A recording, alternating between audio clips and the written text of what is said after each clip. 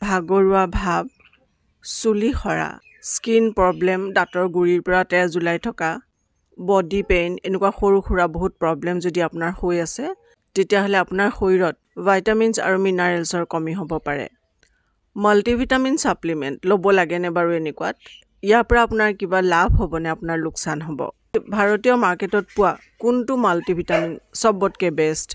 মাল্টিভাইটামিন industry অকল USAত 7,000 কোটিৰ industry already হৈ পৰিছে। আমেৰিকাত প্ৰত্যেক 3জন মানুহৰ ভিতৰত এজনে মাল্টিভিটামিন ইউজ কৰে।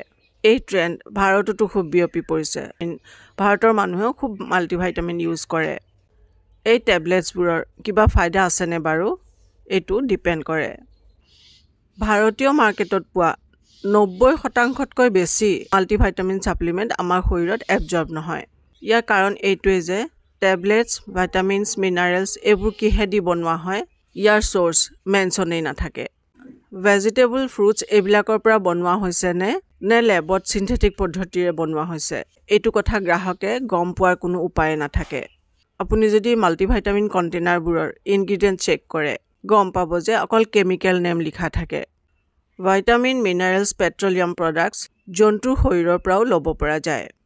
ষ্টাডিৰ পৰা জনা গৈছে যে চিন্থেটিক ভাইটামিন, মিনাৰেলছ বডিয়ে প্ৰপাৰলি একচেপ্ট নকৰে আৰু ইউৰিনৰ লগত মানে পেচাবৰ লগত বাহিৰলৈ উলিয়াই দিয়ে।